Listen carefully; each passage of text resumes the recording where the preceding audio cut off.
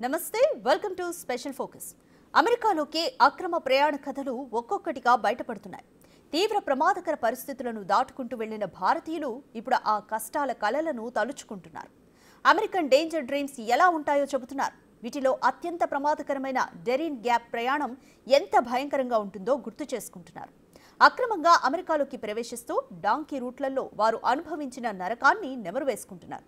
ఇంతకీ భారతదేశానికి తిరిగి వచ్చిన వారి టెస్టిమోనీస్ చెబుతుందేంటి? అగ్రరాజ్యంలో జీవితం అంటే అదృష్టం ఉన్నవారికే దక్కే అవకాశం. దీనికోసం ప్రాణాలకు తెగించడానికి కూడా వెనుకాడరు కొంతమంది. డాలర్లు సంపాదించి పరువు పరపతి ఆస్తిపాస్తులను కూడబెట్టుకోవటానికి అగ్రరాజ్యమే ది లాస్ట్ డెస్టినేషన్ అనుకుంటారు. ఇలా తమ బతుకులను మార్చే డ్రీమ్స్ కోసం ఎంత ప్రమాదకరమైన మార్గాన్నైనా ఎంచుకుంటారు. పుట్టిన గడ్డపై ఆస్తులమ్ముకునో అప్పులు చేసు ఎలాగైనా అమెరికాకు చేరుకోవాలనుకుంటారు. కొందరు చట్ట ప్రకారం నిబంధనలు అనుసరించి అమెరికా చేరుకుంటే ఈ మోజులు, మరికొందరు మాత్రం డాంకీ రూట్ పట్టుకుని అక్రమ మార్గాల్లో ముందుకెడుతున్నారు. అయితే ఈ మార్గాల్లో అమెరికా చేరుకుంటే ఎలా ఉంటుందో తాజాగా అమెరికా నుండి భారత్ చేరుకున్న బాధితులు చెప్తున్నారు. అమెరికాలోకి అక్రమ ప్రయాణంలో తరచుగా అనేక దేశాల గుండా ప్రమాదకరమైన క్రాసింగ్లుంటాయి. వాటిలో కొలంబియా, పనామాలను కలిపే విశాలమైన రోడ్డు లేని అడవి మార్గం డేరియన్ గ్యాప్ కూడా ఉంటుంది.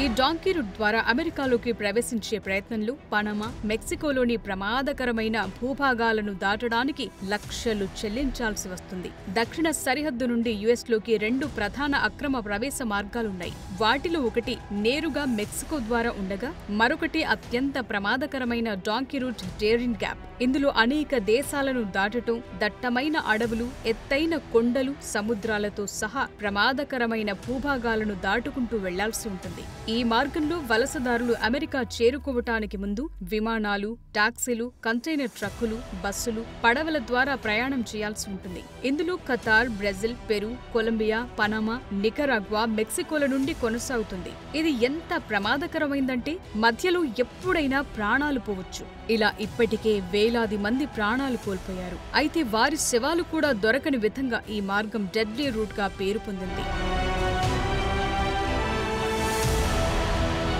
రీసెంట్ గా భారత్ చేరుకున్న అక్రమ వలసదారుల్లో ఒకరు తన అనుభవాన్ని చెప్తూ పనామా జంగిల్లో ఒకరు చనిపోవటం, సముద్రంలో మునిగిపోవటం తాను చూశానని చెప్పారు. తన ట్రావెల్ ఏజెంట్ తనను మొదట యూరప్కు తీసుకెళ్తానని, ఆపై మెక్సికోకు తీసుకువెళతానని హామీ ఇవ్వగా తన డాలర్ డ్రీమ్స్ కోసం 42 లక్షలు వెచ్చించినట్లు చెప్పారు. ఇక ఈ మార్గంలో అన్నం దొరకటం మహా పండుగలా ఉండేదట. ఎప్పుడో ఒకసారి అన్నం దొరికేది. ఒక్కోసారి తినటానికి ఏమీ దొరకదు. తెచ్చుకున్న బిస్కెట్ల వంటి తేలికపాటి ఆహారాన్ని జాగ్రత్తగా వాడుకోవాలి. 15 గంటల సుదీర్ఘ పడవ ప్రయాణం, అత్యంత భయంకరమైన అడవిలో 40 నుంచి 45 కిలోమీటర్లు నడక ప్రయాణం నరకాన్ని చూపిస్తుందని వీళ్లు చెప్తున్నారు. ఇంకో వ్యక్తి చెప్పిన అనుభవంలో భయంకరమైన అనుభవాలు బయటకొచ్చాయి. ఈ వ్యక్తిని మొదట ఇటలీకి, ఆపై లాటిన్ అమెరికాకు తీసుకెళ్లారు. దారిలో ఆ వ్యక్తికి సంబంధించిన 35,000 రూపాయల విలువైన బట్టలు దొంగతనానికి గురయ్యాయి. అయినా వెనక్కు వెళ్లే ఛాన్సే ఉండదు. ప్రాణం పోయినా ముందుకే వెళ్లాలి.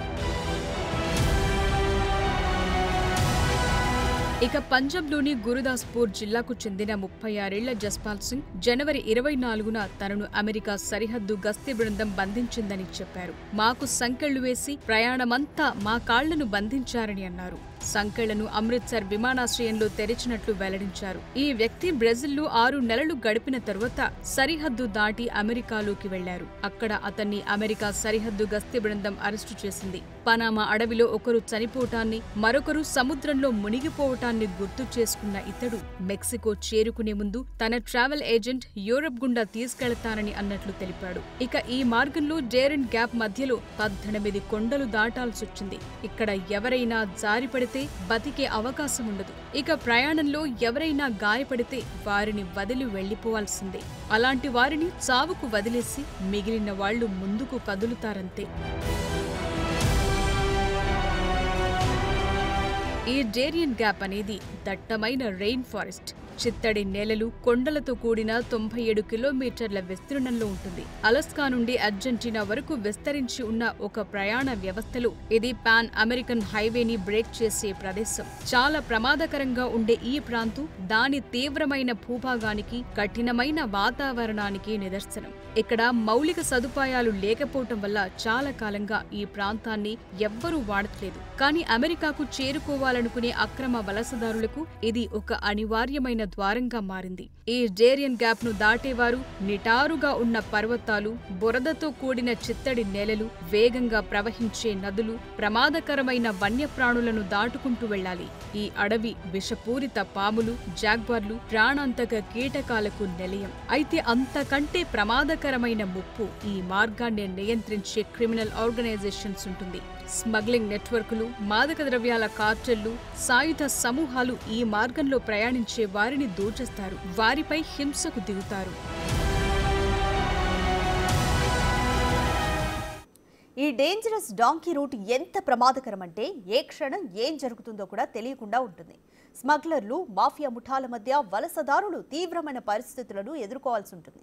ఇప్పుడు ఇలా వెళ్తున్న వారి సంఖ్య నానాటికి పెరిగిపోవడం కూడా ఆందోళనకు గురిచేస్తుంది. ఒక్క మరణాలే కాదు, పర్యావరణం పరంగానూ ఇది చాలా ప్రమాదకరమైంది. ఏది ఏమైనా అక్రమ వలసలను అరికట్టాలనే ట్రంప్ నిర్ణయాన్ని భారత్ కూడా స్వాగతిస్తోంది.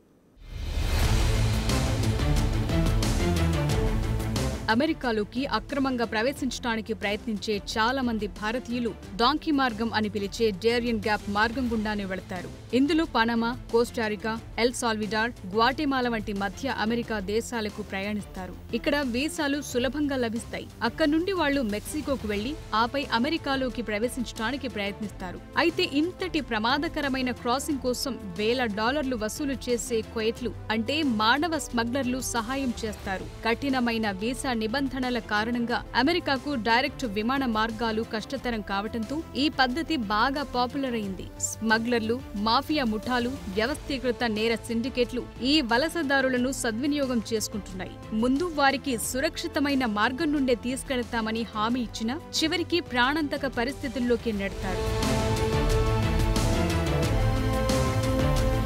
ఇటీవలి సందర్భాల్లో డేరియన్ గ్యాప్ ను దాటే వారి సంఖ్య విపరీతంగా పెరిగినట్లు లెక్కలు కూడా చెప్తున్నాయి. 2023లో 5.2 లక్షలకు పైగా వలసదారులు ఈ ప్రయాణాన్ని చేశారు. దానికి ముందు సంవత్సరం కంటే ఇది రెండింతలు ఎక్కువ. ఇక 2024 నాటికి 3 లక్షలకు పైగా ఈ మార్గాన్ని దాటారు. అయితే ఇటీవల పెరిగిన అరెస్టుల కారణంగా సంఖ్యలు కొద్దిగా తగ్గాయని మీడియా నివేదికలు చెప్తున్నాయి.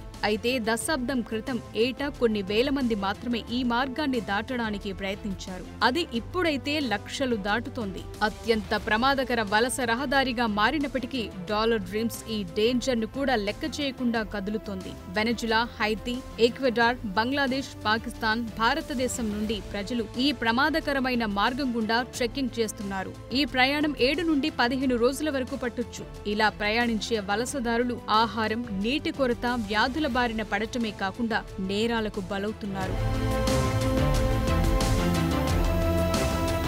ఇక డేరియన్ గ్యాప్ ఒక మానవతా విపత్తుగా మిగిలిపోయిందనేది నిపుణుల అభిప్రాయం. 2015-2022 నుండి 312 వలస మరణాలు, అదృశ్యాలు నమోదవగా 2021-2023 మధ్య 229 నమోదైనట్లు తెలుస్తోంది. 2023లోనే 676 మంది లైంగిక వేధింపుల బాధితులుగా మారారు. దీనికి సంబంధించి 2024 ప్రారంభంలో 233 కేసులు నమోదయ్యాయి. రద్దీగా ఉండే ఆశ్రయాల్లో ఆహారం, నీరు, వైద్య సహాయం వంటి అవసరమైన వస్తువులు లేకపోవటం వల్ల చాలా మంది వలసదారులు చిక్కుకుపోయినట్లు నివేదికలు చెప్తున్నాయి. ఇక ఈ మార్గాన్ని ఉపయోగించే వలసదారుల సంఖ్య ఎక్కువగా ఉండడంతో స్థానిక సమాజాలు, పర్యావరణంపై కూడా దీని ప్రభావం ఉంటుందని పర్యావరణ సంఘాలు వాపోతున్నాయి. ఈ మార్గంలో ఉన్న స్థానిక గ్రామాలు ప్రజలతో నిండిపోయాయి. అయితే పెళుసైన అటవీ పర్యావరణ వ్యవస్థలో అటవీ నిర్మూలనతో పాటు కాలుష్యం కూడా తీవ్రమవుతున్నట్టు తెలుస్తోంది. ప్రస్తుతం ఈ ప్రాంతం మానవ అక్రమ రవాణా, కార్టెల్ కార్యకలాపాలకు కూడా ప్రధాన కేంద్రంగా ఉంది. అత్యంత శక్తివంతమైన మాదక ద్రవ్యాల కార్టెళ్లలో ఒకటైన కొలంబియా గల్ఫ్ క్లాన్ అక్రమ రవాణా కార్యకలాపాలను నియంత్రిస్తుంది. వీళ్లు 2023 మొదటి 10 నెలల్లోనే వలసదారుల క్రాసింగ్ల నుండి $57 మిలియన్ సంపాదించినట్టు సమాచారం. ఇప్పుడు ప్రెసిడెంట్ ట్రంప్ అమెరికా నుండి పలు దేశాలకు చెందిన వారితో పాటు భారత అక్రమ వలసదారులను కూడా వెనక్కు పంపించేస్తున్న తరుణంలో ఇకపై ఈ మార్గానికి రద్దీ తగ్గే అవకాశం ఉంది. ఇక ఇప్పటికే అమెరికా నుంచి మొదటి విడతగా భారతదేశానికి చెందిన 104 మంది అక్రమ వలసదారులు స్వదేశానికి చేరుకున్నారు. ఫిబ్రవరి 4 తెల్లవారుజామున టెక్సాస్లోని శాన్ ఆంటోనియో నుంచి బయలుదేరిన అమెరికా సైనిక విమానం C-17 పంజాబ్ అమృత్సర్లోని శ్రీ గురు రామదాస్ జీ అంతర్జాతీయ విమానాశ్రయంలో ఫిబ్రవరి 5 మధ్యాహ్నం 2 గంటలకు కట్టుదిట్టమైన భద్రత మధ్య దిగింది. ఈ విమానంలో వచ్చిన వారిలో గుజరాత్, హర్యానాకు చెందిన వారే అధికంగా ఉన్నట్లు తెలుస్తోంది. గుజరాత్, హర్యానాలకు చెందిన వారు 33 మంది చొప్పున ఉండగా పంజాబ్ రాష్ట్రానికి చెందిన 30 మంది, 3 మహారాష్ట్ర, 2 చండీగఢ్, ఉత్తరప్రదేశ్లకు చెందిన వారు ఉన్నట్లు సమాచారం. ఇక మొత్తం 104 మందిలో 25 మహిళలు, 12 మంది చిన్నారులు ఉండగా వీరిలో ఒకరి వయసు 4 ఏళ్లుగా తెలుస్తోంది. అలాగే వీరిలో 48 మంది 25 ఏళ్లలోపు వారి కావటం విశేషం. ఇక ఈ 104 మందిలో కొందరు అక్రమంగా అమెరికాలో ప్రవేశించిన వారు, మరికొందరు గడువు ముగిసినా అక్కడే ఉన్నవాళ్లున్నారు. ఇక అక్రమ వలసదారులను వెనక్కు పంపటాన్ని భారత్ ఇప్పటికే స్వాగతించింది. తాము ట్రంప్ చర్యలకు మద్దతిస్తున్నామని, అక్రమ వలసలు దేశ భద్రతకు ప్రమాదకరమని స్పష్టం చేసింది.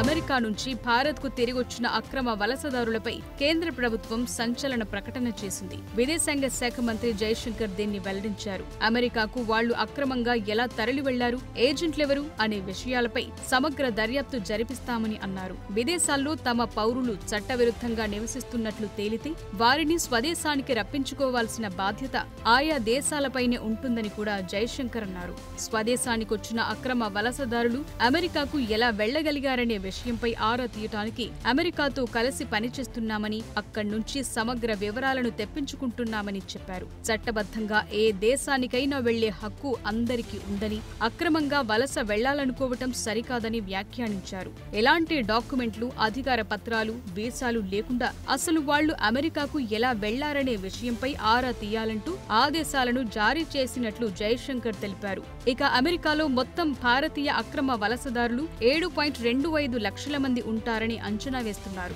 ఇప్పటి వరకు 18,000 మందిని గుర్తించిన అమెరికా యంత్రాంగం వీరిలో 17,094 మందిని వెనక్కు పంపుతున్నట్లు తెలిపింది. ఇందులో 104 మంది మాత్రమే ఇప్పుడొచ్చారు. ఇక మిగిలిన వారి అనుభవాలు ఇంకెంత దారుణంగా ఉంటాయో మరి. ఇది ఇవాల్టి special focus. Keep watching Big TV.